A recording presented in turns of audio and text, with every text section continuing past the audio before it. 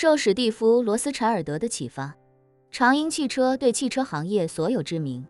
或者具备一定规模的上游企业发出邀请，要在金陵举办长鹰汽车第一届供应商大会。罗斯柴尔德家族控股或者持股的相关企业，无一例外全都收到了邀请。原本他们并没有把这种供应商大会太当回事儿。其实不止汽车行业，所有大型甲方企业都会定期举办类似的供应商大会或者合作商大会。比如苹果每年也都会召开开发者大会，把所有依附苹果生态做研发的企业都邀请过去。一方面加强一下合作方的感情，另一方面也沟通一下接下来的战略方向，好让大家提前配合自己下一步的战略规划。这种例行公事的甲方大会，一般公司都会派出一个中高层领导过来打个照面，捧个人场，所以这些公司也都做了同样的打算，安排个人过来一趟，就算是给面子了。但谁也没想到，罗斯柴尔德家族的继承人史蒂夫·罗斯柴尔德竟然让助理跟他们联系，敦促他们一定要重视与长鹰汽车的合作，绝对不可怠慢，而且一定要给予长鹰汽车最高级别的合作等级、最高优先级以及最低合作价。史蒂夫·罗斯柴尔德在这些供应商心目中的地位，是整个商界无人可比的，连他都明确表态。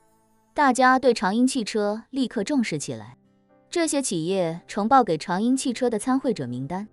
无一例外全是公司最高级别的领导。见史蒂夫·罗斯柴尔德同志对组织事业如此上心，叶晨欣慰的同时，也对他多了几分欣赏。随后，他授意贺远江把供应商大会的地址定在白金汉宫酒店，好好招待这些远道而来的合作商。原本打算尽早召开，但在得知来的都是供应商的最高领导之后，叶晨觉得这件事还是要精心准备一下。长鹰汽车既然已经高调成立、高调宣传，那就干脆趁着这股热度继续高举高打，把供应商大会也搞成近期行业最大的新闻。在这之前，还没有哪个汽车企业能够把汽车供应链领域的大佬们全部都聚集起来。长鹰汽车的第一届供应商大会有可能就要创造历史，这是个宣传的好机会，能让世人更进一步看到长鹰汽车的底气。于是，叶晨把供应商大会放到了农历2月份之后，留些时间准备，也留些时间预热。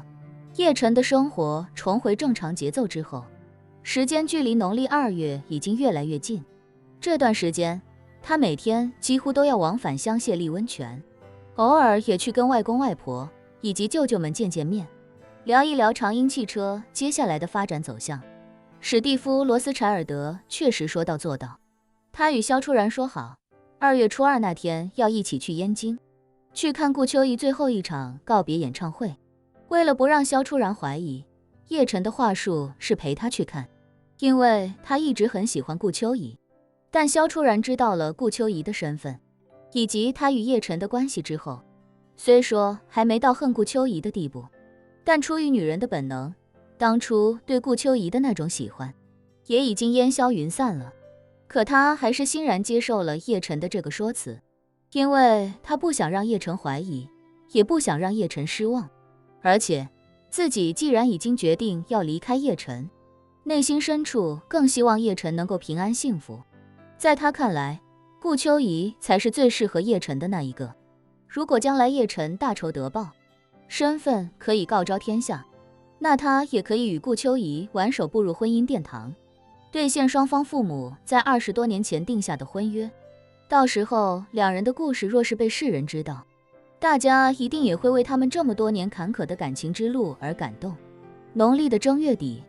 萧初然去了一趟栖霞寺，再次见到了唐四海。唐四海已经做好了带萧初然一家离开华夏的准备，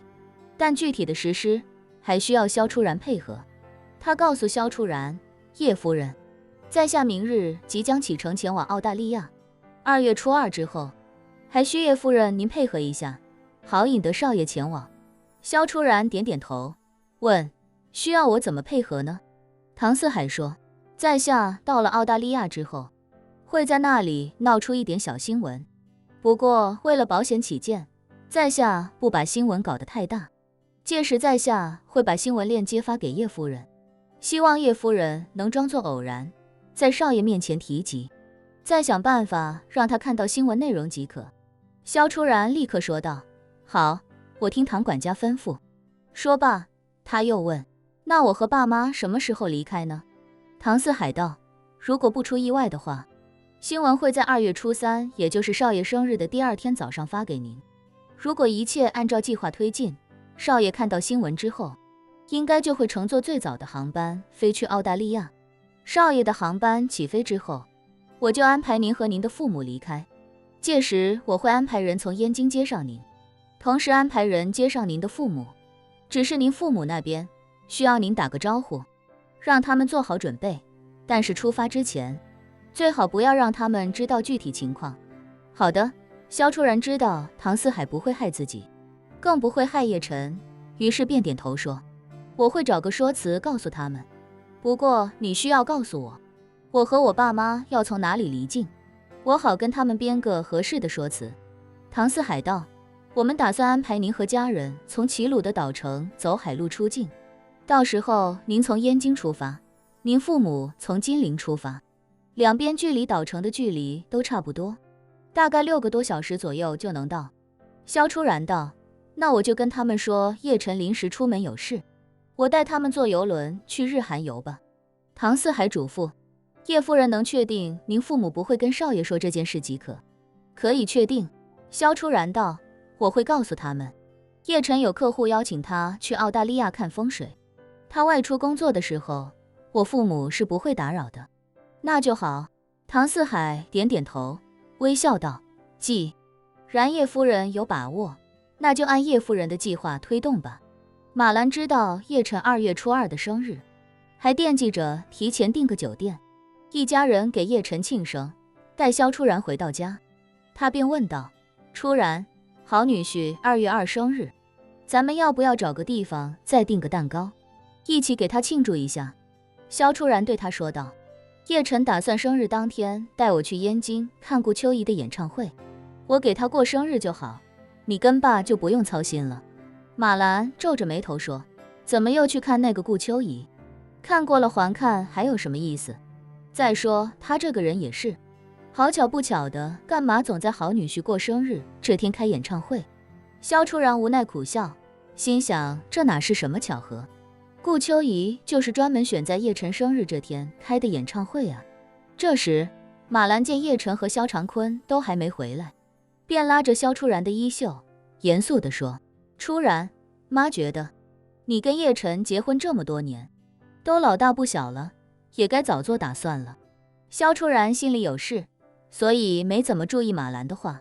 只听他说要早做打算，于是就下意识问：做什么打算啊？马兰说：当然是做要孩子的打算啊，你俩结婚好几年了，也该要孩子了。说完，他忽然意识到一件事，瞪大眼睛问：初然，你跟叶晨该不会到现在还没有那啥吧？萧初然被他问得心烦意乱，赶紧说：妈，你就别操这个心了，我俩的事我俩会自己合理安排的。马兰不知他是什么意思，忍不住追问：你说的合理安排，到底是合理安排要孩子的事，还是合理安排你俩之间那什么的事啊？说完，赶紧又敦促道：初然，如果你跟叶晨还没有更进一步，